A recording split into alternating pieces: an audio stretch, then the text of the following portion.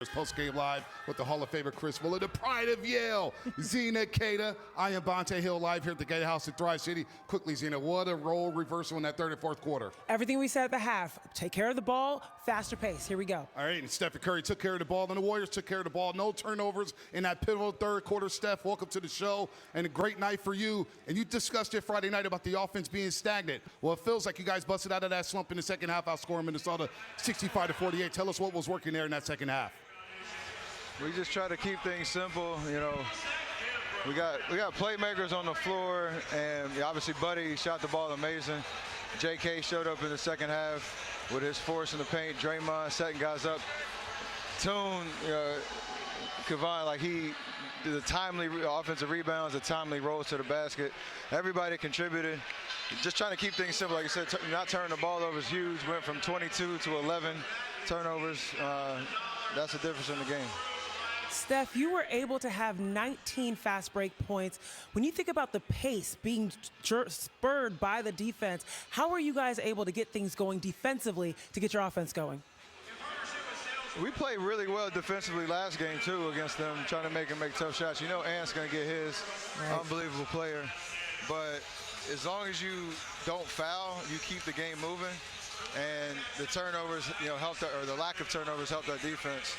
Everything is kind of connected, in terms of the momentum of a game. Even though they went on their run in the fourth quarter, we still had a clarity of how we needed to play on both ends of the floor. I forgot about GP as well. Unbelievable. They're going to look at the numbers. Unbelievable defense, turning a couple possessions our way and just making it tough down the stretch. Yeah, Steph, you talk about connecting the game. I was going to bring up GP too. Anthony Edwards' last three possessions, 2 missed three-point shots, and a steal by GP2. You get out on the open floor, hit Buddy Hield, basically game winner. Talk about GP2's defense on Anthony Edwards. Yeah, we went small with Draymond at the 5 and GP with his ball pressure. That's a way to negate, attacks to the rim. You just pester the ball handler. Like you said, down the stretch, he just made Ant work, and that's all you can do. Ant can make shots over anybody, but we made him work. The timely steal that got Buddy the 3 in the corner. Everything was connected, and he took the challenge personally. That last 4 minutes was unbelievable. Steph, one more thing. Are you okay with Draymond's night-night after the dunk? How would you grade that, Steph? Why would you rate that? I've never seen him do it. I know he was in Paris for the gold medal game. I'm sure he'll hit a dagger 3 at some point, but the dagger dunk in the night, that's new territory for the night-night, because you won't see me doing that. Hey, and it was well-deserved, right, because Ant-Man was talking that talk Friday night. You guys owed him one, Steph. Yes, sir. That's the cool thing about this baseball series. Protect our home court, have a chance to come back, and it was a nice win. All right, Steph, we'll see you for the NBA Emirates Cup Wednesday night against Houston. Good game, Steph. Yes, sir. Appreciate it, fellas. And ladies. Oh, yeah, of course. Always respectful. Always respectful. But that defense, you brought up GP2, the connectivity. And Zena, you brought it up in the third quarter. Yep. Defense turned to offense. We saw J.K. digging in defensively because his offensive game was working. He had the 3 pull-ups in there in the third quarter. And then Buddy got rolling. We begged for another score at halftime. Well, he got a couple scores there in the second half. 11 points from J.K. and Buddy Hield just in that third quarter. And they were locked in, not only taking care of the ball, as Steph mentioned, but also making sure that things got uncomfortable for the Timberwolves. In that third quarter tape, look at 44 points in that third quarter. The Warriors were 16 of 22, Mully, and shot 72.5% in that frame, 6 of 9 from the three-point line there. And Looney came off the bench with 6. You had Buddy Hield, as Zena just pointed out, 4 of 6 from the floor in that frame, including 3 threes. And J.K. taking his game inside, going 4 of 5 for 11 points. Being resilient, continue to give the energy and effort, and they broke out in that fourth quarter with 44 points. Defense turning into offense. At halftime, they had 2 points of fast breaks. They won it with 19. Second chance points, 19-4. Points off turnovers, 24-13. So all the hustle points go the Warriors' way, and then just daggers by Steph Curry. That was a devastating end of the third quarter there, way to close out that quarter. No doubt, a big-time shot by Stephen Curry. But Zena, no turnovers in the third quarter. How about that? I love that. It was beautiful offense in the second half. You saw in the first half, things were a little bit mucky. It was basically Steph Curry offense. Let's give him the ball, see what he can do. In the second half, they were much more diligent about setting things up. Can we get some ball, some pick and roll set up with J.K. and Steph Curry? Can we attack the paint? Interesting, last night, the points in the paint differential, it was 30 for the Warriors, 44 for the Timberwolves. Switched it tonight. Warriors end up with 48 points at the basket. This is pressuring the inside defense, which is exactly what they needed to do. We saw some great ATOs by Steve Kerr, resulted in baskets. I thought an adjustment offensively. They brought Rudy Gobert up the floor into a lot of ball screens, getting him away from the basket. Now, his man didn't always score, but he was away from the basket. That next pass led to a drive. Much better, high-quality shots closer to the basket because Gobert was away from the paint. Well, the Warriors used that momentum in the third quarter, and they jumped out to an 11-point lead in the fourth, 102-91. But Minnesota stormed back on a 15-3 run, and we pick up the crunch time tape because, as we mentioned, the Warriors made all the plays down the stretch here. You see Eight-Man, who's a special player with a big-time three right there to give Minnesota a 1-point lead, and they had all the momentum, Bully. Yeah, they did, and then the Warriors came back and answered with this beautiful pick-and-roll. Jonathan Kimming as the screener, diving to the basket for a dynamic dunk.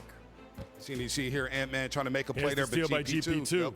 Once again, getting the defense into offense and rolling. The pace was so much bigger. We were in that arena. You could feel the energy coming off of how quick the Warriors were playing. But again, not allowing the Minnesota defense to get set in the half court. Night. Draymond Green with the big-time dunk. And he played with 5 fouls late in that fourth quarter there. He had 5 fouls. Remember, he left the game in the third quarter at about the 7-minute mark with 4 fouls. And the Warriors were able to rally, stay in the basketball game. And, of course, he goes night-night. And that's because Ant-Man was talking that talk. So the Warriors hold one. Also, Steph gets the assist with the screen. No doubt. And Bonta, we saw that shot by Anthony Edwards, big-time dagger 3 to put them up by 1.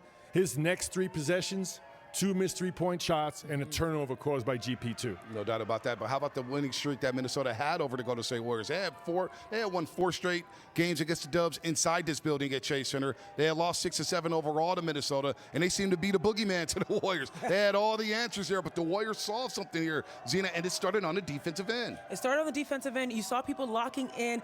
And the thing about it is, before this game, we talked about the second that you don't have your defense locked in, you're now questioning things. You're deferring on offense. You're not sure if you're supposed to make that next pass or take the next shot. So you love to see them not only locking in on defense, getting excited about being able to turn the ball over, and then running back on offense and letting things happen in the fast break. And look, Minnesota had some very decisive wins by the Warriors' last 5 games. But to me, the boogeyman was really the turnovers. Yeah. And that was caused by their length, of course, and their great defensive play from the Timberwolves. But the Warriors took care of the basketball tonight in the second half. They dominated fast break points. They dominated points off turnovers, second chance points. More importantly, took care of the basketball, exploded for 44 points in the third quarter. I think they shot about 70% in the second half. Yeah, 72% overall in that third quarter alone. And on defense, the Warriors were much more decisive of what they wanted to give up. If they wanted to give up the corner 3, that's fine, as long as they were not allowing them to get through the middle of the paint and go through the perimeter. So that was good. That they were able to see, all right, we can live and die by, whatever you want in the corner. And ironically, that third quarter, we were down there. They went to a 2-1-2 kind of 3-quarter, kind of college type Zone token pressure. And they gave up some corner 3s. Yep. Minnesota missed them. They got some runouts, and that's when they started really get that game moving up and down the floor. Yep. And in turn, at halftime, fast break points were 4-2. Winds up 19-9 Warriors. Yeah, no doubt. Stephen Curry was the star of the show, and he kept the Warriors in it as they were down 58-49 at the half. Steph was the only one providing the offense. He was 6-12 in that first half, 4-9 from the three-point line. The rest of the team was 4-17. He ended up getting some help in that second half, no doubt about it. But Steph looked good. We know he's dealing with bilateral knee tendonitis, but he moved well tonight. And Jaden McDaniels is one of the best perimeter defenders in this league. And Steph did what he wanted to do tonight. 8 of 18, 5 of 11 from the three-point line. The 8 assists, the 30 points. Steph was special tonight, Zena. I mean, this is what you can expect out of a superstar. When your team is not doing well, you're going to be the one to be the stopgap. Until they can figure it out, you're going to continue to produce. You're going to continue to do the things necessary. And then hopefully everyone else will come along. And that's exactly what happened in the second half. You saw Buddy Hield come out of the slump. Come out of that rut that he was in. JK be the maximized player that you wanted him to be tonight. And now all of them are working together in tandem. Much better organization. I thought the screening tonight overall was much better. You saw those clips whether it was a pin down, a flare screen, or a ball screen, Rudy Gobert involved in most of them away from the floor, up by the three-point line. So he had to recover to Steph Curry. One time Steph drove by him, another time dropped in a three, backdoor cut. So they involved Rudy Gobert in a lot of actions up on the top of the floor. All right, Buddy Hield, he receives a start tonight. No Andrew Wiggins, who's out with right ankle impingement. And it was a big loss because you needed somebody to defend Anthony Edwards. But I thought Buddy defended. He competed on defense. And then offensively, he really erupted, especially in that third quarter. 19 of his 27 coming in the second half. 7 of 13 from the three-point line. And again, the splits. When the Warriors win, Buddy usually has a solid night from the floor, Zeta. 7 threes. And this is the thing. If you've followed Buddy Hield's career, he has these ruts. He has these moments where he's not hitting threes, but when he is on, it is like a fire hose. It's going. And then also, he's not picked on defense. You can respect Buddy Hield's defense, and even though Anthony Edwards had some choice moments through that, the mix that he was covering him, Buddy Hield still held his own. Competes. And he was a competitor. He was involved, especially on the offensive glass. You saw him tipping things out, getting more opportunities for the Warriors. So overall, really impressed with his game tonight. Buddy Hield, it's just a matter of him getting good quality looks. He's a 40% shooter over his entire career. He's going to knock down threes. You got to get him good looks in rhythm. Tonight he played 35 minutes, so he had a lot of time on the floor. Didn't have a great first half, came back with a dynamic second half. And as you said, I thought the Warriors did a really good job double teaming Anthony Edwards, making him give the ball up. Yeah. And he was creating for his teammates, but come down crunch time, I thought that wore on him. And he didn't have great rhythm at the end of the game when it mattered most. Yeah, no doubt about that. And he's going to be on the Dubs Talk Live podcast coming up this week. So that should be a fun listen.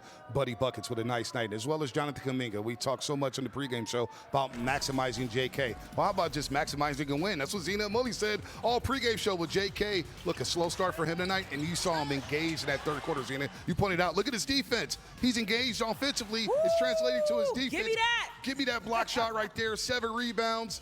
Tough move right there. This right here. This is what I love. The dribble drive pull up. He can score. He can get to his spot. And also, he can score with a hand in his face. Jonathan Kuminga was so confident, so cool tonight. Even when he got some plays where he was called for some fouls that were questionable, he didn't fall towards that, right? The last time they played, you saw him in his head at the free throw lines every time that he made a silly foul or something like that. Tonight, absolutely not. He was focused on the right thing. You could feel like his vets were in his ear. Stay focused. Don't worry about that. And all throughout tonight, you saw him really lock in. 20 points, 7 rebounds, 8 free throw attempts. So he was attacking the paint.